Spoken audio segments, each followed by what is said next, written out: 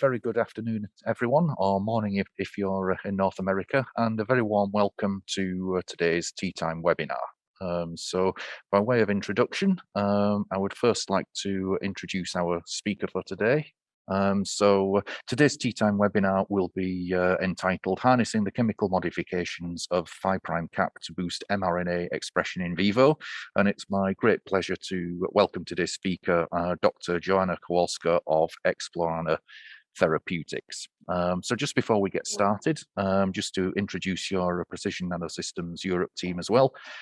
So I'm Richard, I'm the team leader for Europe. Also joining me on the call today is my colleague Ed Graham. So he is field application scientist for the north of Europe, and he will be conducting the question and answer session today. Also, my colleagues Jürgen, Suha, Martin, and Sarah are also available to help. And between us, we cover the whole of the EMEA region. And it's now my great pleasure to hand over to our speaker today. Once again, Joanna Kowalska of ExploRNA. Thank you very much. Good afternoon. Thank you, Richard, very much for the introduction. And I would like to start by thanking you and all the organizers of this event for giving me the opportunity to speak today. Let me share my screen. So both my academic work and my work at ExploRNA focuses on, at least large part of it focuses on modifying messenger RNA using chemical modifications. And today I would like to focus on modifications of the 5' cap, which we have pursued in our research group for many, many years. And I would like to convince you today that this is one of the viable strategies to improve mRNA expression properties, and that hopefully can be harnessed to improve mRNA-based therapeutics. So, I'm sorry. So hopefully I don't need to convince any one of you that mRNA therapeutics is a very important field. And the fact is that research in this field has been done for decades now, but the true breakthrough for the field has only, I'm sorry, I need to remove my cat from the table. The true breakthrough in the field has happened only recently, and it can be summarized very briefly by those two pictures, which show the two anti-COVID vaccines that have been approved at the end of 2020 and at the beginning of 2021. And those two vaccines were the first proof that mRNA therapeutics actually work, not only in preclinical and clinical settings, but also it can be an approved drugs. And this has sparked even more interest in the mRNA therapeutic field. So why is mRNA so interesting as a therapeutic? I'm sorry, I have trouble switching the slides now, and I don't know why. Yeah, so it works. So mRNA is a natural molecule, which is formed during a process that determines everything, basically everything that goes on in our cells, called gene expression. So information about every protein that needs to be produced in our body is stored in DNA, and a single protein is encoded in a fragment of the DNA called a gene. So to form a protein, the gene needs to be transcribed into mRNA, and mRNA needs to undergo translation to decode this message and to form functional protein. So why do we need mRNA in this process? It's sort of a philosophical question to answer, but it sort of makes also sense when you think about it in this way, that DNA is a library that contains very precious recipes. So it's sort of, when you think about RNA is a copy of this information stored in this precious library that encodes a recipe for a particular protein that needs to be made inside our body. And this copy is not as precious. It's a transient copy. It can be used several times and then thrown away without any harm to the body. So that's why mRNA is also a fantastic molecule to be harnessed as a therapeutic, because if we deliver mRNA molecule that is made in the lab that encodes a specific protein, we deliver it into the body, it will get involved in the same gene expression process as any other mRNA molecule in our body, which means we will be able to get the protein we desire expressed in our body after we deliver mRNA. So this has obviously been used to develop the anti-COVID vaccine, but there are also many other vaccines now in development, and this includes Zika, rabies, influenza, HIV vaccines, and all of those mRNAs or those vaccines are based on the same idea that the mRNA encodes a viral protein that is specific for the virus. We can also think about encoding in mRNA tumor-associated protein, and then we can try to develop anti-cancer immunotherapy. But not only activation of immune response is possible, we can also replace proteins that are missing in our body and treat single gene disorders, but also try to regenerate tissues that are damaged by delivering growth factors and other proteins that help recovery. And finally, there is another field that mRNA therapeutics could be useful, is gene editing, when we also need to deliver a bacterial protein. And this protein, one of the ways for delivery of such protein is actually to encode this protein in mRNA. So the application spectrum is really great. And another great thing about mRNA is that the basic design, at least from the very big picture point of view, is really simple for an mRNA therapeutic. What you need is you need to know the sequence of the protein that you want to be encoded in the RNA. And this sequence is called open reading frame. But for the mRNA to function properly inside the body, to achieve significant expression of the mRNA, so the protein levels are high enough to get a therapeutic effect, you also need some specific therapeutic, you need some specific regulatory elements. And those elements are 5' and 3' UTRs. And at the very ends, there are specific structures called 5' cap and poly A tail. And to design an effective RNA therapeutic, all of these parts can be independently modified, optimized to try to achieve as high translational efficiency as possible. However, today I'm of course going to focus on this 5' terminal cap structure and show you what can be achieved by modifying just this specific part of mRNA. So what is this mRNA cap? So first of all, this is a very differ't from the chemical point of view. It's very different from the mRNA body, which is basically a polymer where every nucleoside is connected by 5', 3' phosphodiester bond with the next subunit. Here we have untypical nucleoside, 7-methylguanosine, linked by a triphosphate chain, which is also unique for this part of mRNA, to the first transcribed nucleotide. Additionally, it has been found over the years that except those two unusual structures, some unusual modifications can be added also to the first and second transcribed nucleotides, and specifically these are methylations of the ribose at the 2' position. And if the first transcribed nucleotide is adenosine, then the methylation can also occur at the amino group.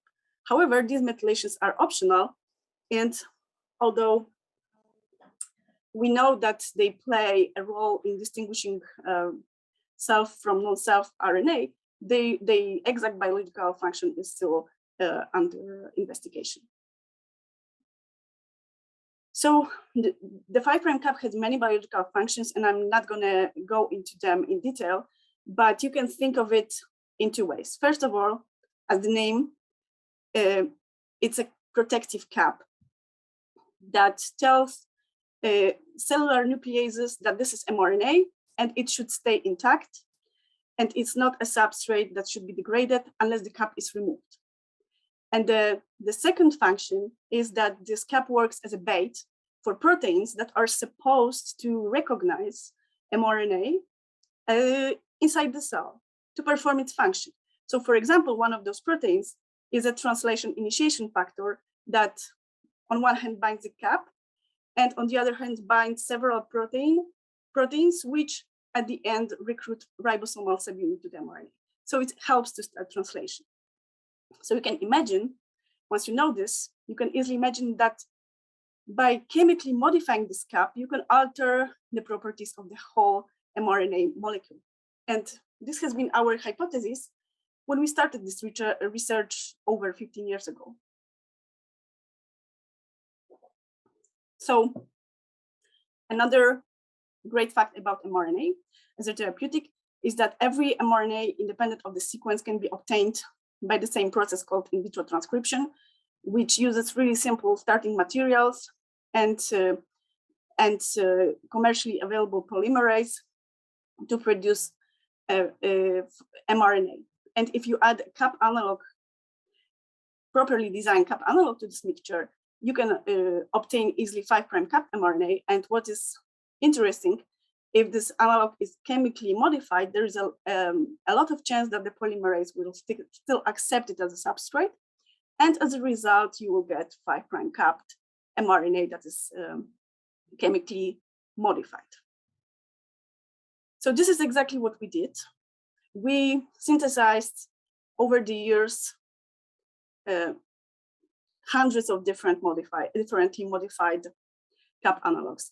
And one group that was specifically very interesting, that was very interesting to us, were the analogs modified within the triphosphate chain. Why? Because this is the structure, that is the site of cleavage when a cap is removed from mRNA, which means our hypothesis was that maybe if we stabilize this structure against this cleavage, we make it resistant to this cleavage, we will get mRNA molecules that are more stable in cells. And to cut this very long story short, we have tested those modifications that are listed here and many others, and we found very few modifications that actually work the way we wanted. And the first one that we identified was this one. This compound shown here is called beta-S-ARCA, and it's modified.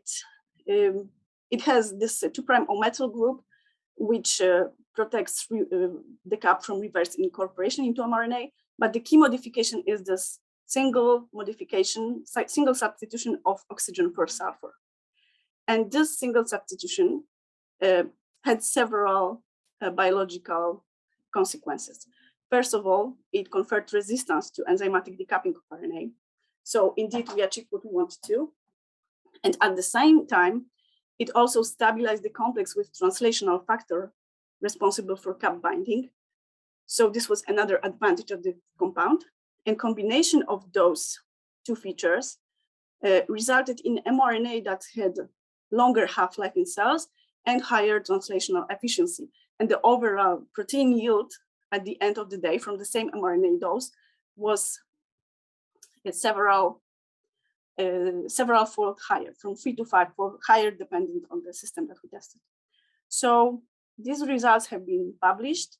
And after we published them, several research groups have contacted us. I'm sorry, does anybody know how to maybe minimize this? Because I'm guessing you are all probably seeing it as well. The slides look good from our side. Okay, you don't see it. Okay, yeah. So thank you. So after we published those results, we've been contacted by several research groups, and one of those groups was Ugur Sahin group from University of Mainz, and later, as we found out, also CEO of BioNTech.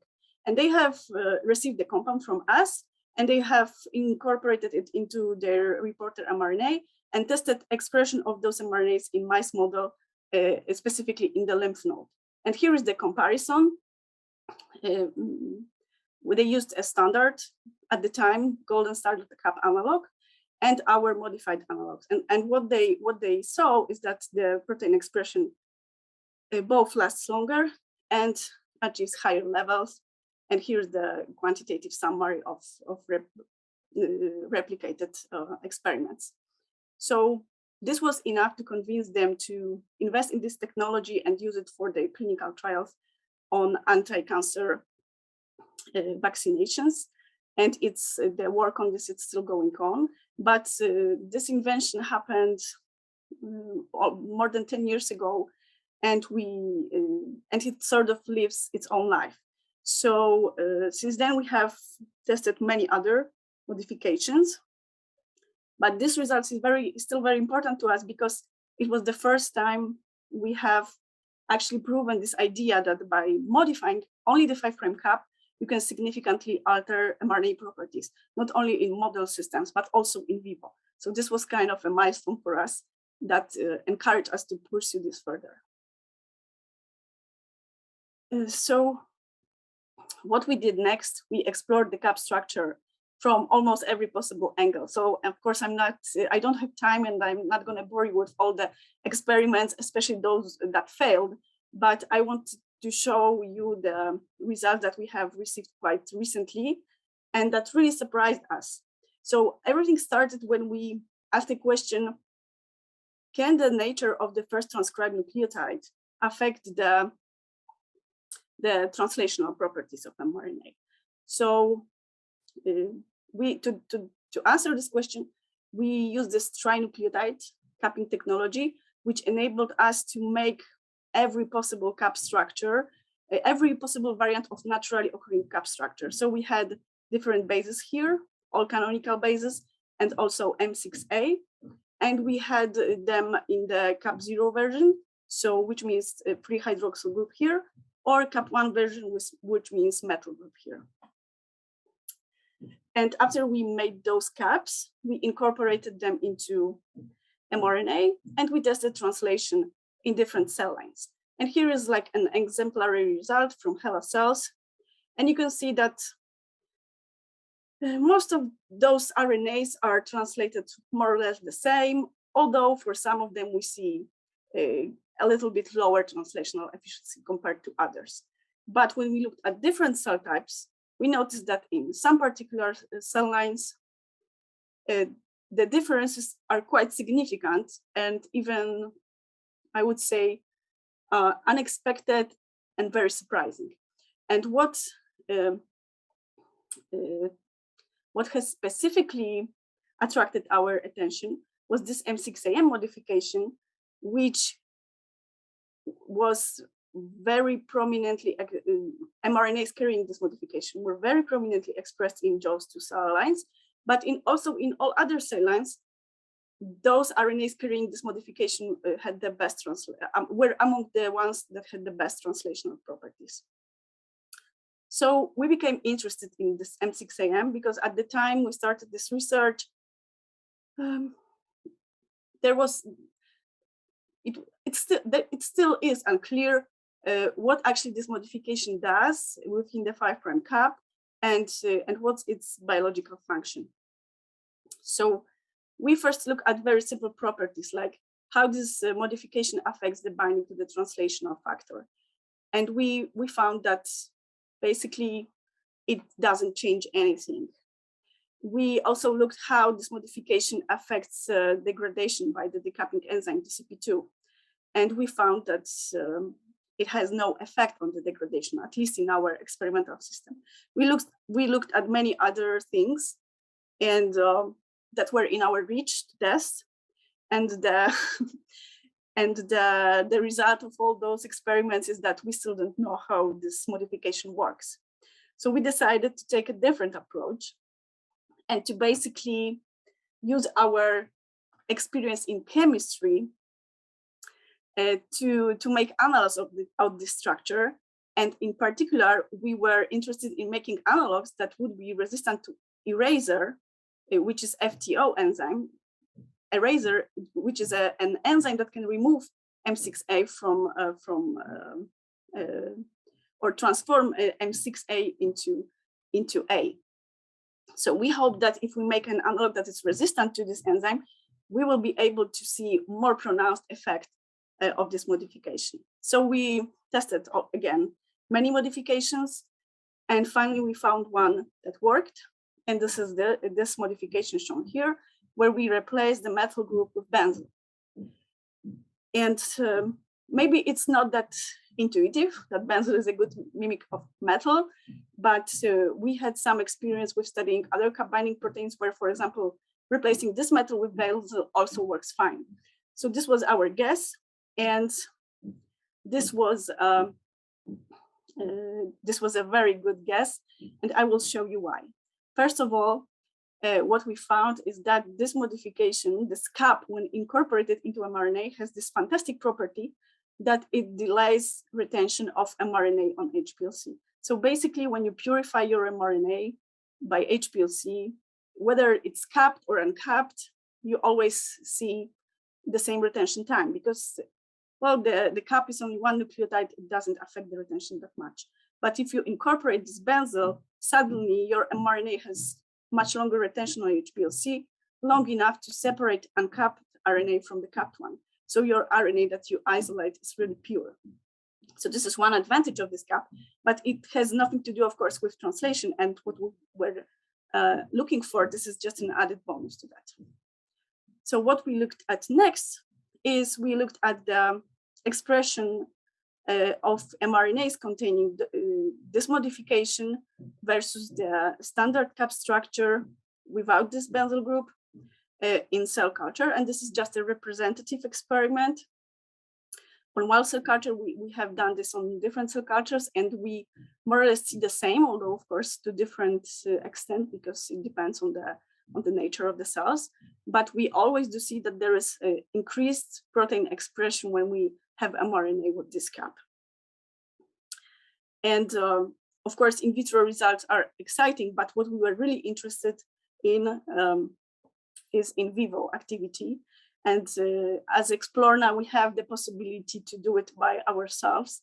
So we did a very simple experiment when we used firefly luciferase mRNA containing our new cap and cap1 mRNA, and injected this systemically into mice. And what we observed is that the protein expression in mice model was significantly increased just by replacing this cap with this one. And this can be summarized here. Here are results of replicate experiments where we see several-fold higher protein expression for our cap. Finally, the experiment that was even more exciting than this was the experiment when we wanted to test this on a more therapeutically relevant model. And for that, we chose a human erythropoietin gene as a reporter. And we injected mRNA encoding human EPO into mice, and we measured the protein levels after 6 hours and after 24 hours by collecting the blood and performing ELISA assay. So these are the results, and I know they look unbelievable, but this is what we what we thought at the beginning. That's why we repeated this experiment many times, and we always consistently see that the expression is not only several-fold, but several orders of magnitude higher for the benzyl modified cap than for the unmodified one. And it's not that there is no expression for the unmodified, there is expression, but it's just significantly lower if you don't use this modification. So this is where we are now. We are very excited about those new caps. Please don't ask me how they work because we still don't know. We are very intensively trying to investigate that. We are trying to somehow identify the underlying biological mechanism, but for now, we are just very happy that we have discovered something so exciting and so new. And instead of a summary of my talk, I would like to just go back to this slide that I have made many years ago that shows you how amazing those biological effects actually are. Because if you imagine like the average mRNA molecule, like for example, this firefly mRNA molecule, It's about 2,000 nucleotides long, and the cap structure is just few nucleotides. You can say it's 0.5% of the whole mRNA body. And in this 0.5%, you change a few atoms, you add few atoms, or you even can replace one atom, and you get biological effect that is significant and can be quantified, and makes a really huge difference. So that's why I think that modifying 5' cap is one of the strategies that can change the future of RNA therapeutics. So by that, I have arrived at the end of my talk, and I would, of course, again, would like to thank the organizers for the invitation. I would like to thank our fantastic team that's working at ExploRNA and our collaborators at University of Warsaw. And thank you for your attention. I will be happy to answer questions. Yes, I think with that, I'll say thank you very much again, Joanna, for being able to present here on the Teatime webinar. And to all of our attendees, thanks very much for coming to hear Joanna's talk. So hopefully you can attend our next Teatime webinar in a month's time.